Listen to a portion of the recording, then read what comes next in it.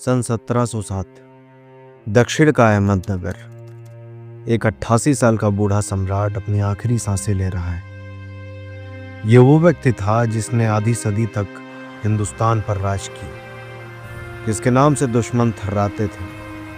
वो औरंगजेब था, जिसे दुनिया आलमगीर यानी विश्व विजेता के नाम से जानती है। लेकिन आज वो अपनी मौत के करीब था और उसका साम्राज्य भी बिखरने के कगार पे था। कहानी शुरू होती है 1618 से। गुजरात के दाहोदा में शाहजहां और मुमताज के घर औरंगजेब का जन्म हुआ। वो बचपन से ही अपने भाइयों विशेषकर दारा शिकोह से अलग था। जहां दारा दर्शन और सूफीवाद में डूबा रहता, वहीं औरंगजेब सैन्य रणनीति और कुरान के अध्ययन में माहिर था। उसकी बहादुरी का किस्सा तब मशहूर हुआ जब महज 14 साल की उम्र में उसने एक पागल हाथी सुधाकर का निडर होकर सामना किया। 1657 में जब सम्राट शाहजहां बीमार पड़ा तो मुगल सल्तनत उत्तराधिकारी के युद्ध की आग में जल उठी। सामूगढ़ के युद्ध में उसने अपने बड़े भाई दारा शिकोह को धूल चटाई। सत्ता की भूख ऐसी थी कि उसने अपने पिता शाहजहां को आगरा के किले में कैद कर दिया और अपने भाइयों दारा, मुराद और शुजा को मौत के घाट उतार दिया। 1659 में दिल्ली के सिंहासन पर बैठकर उसने खुद को आलमगीर घोषित किया। इतिहास उसे जिंदा पीर कहता है। एक तरफ वो विलासिता से दूर रहता, टोपियां सिलकर और कुरान लिखकर अपना खर्च चलाता, तो दूसरी ओर उसकी नीतियां विवादास्पद थी।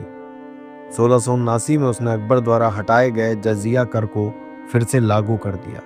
उसने काशी, मथुरा, सोमनाथ जैसे कई मंदिरों को तोड़ने का आदेश दिया।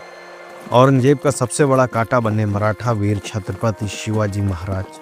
औरंगजेब ने उन्हें आगरा में कैद किया, लेकिन शिवाजी वहां से मिठाई की टोकरियों में छिपकर भाग निकले। संघर्ष सिर्फ मराठों में नहीं था।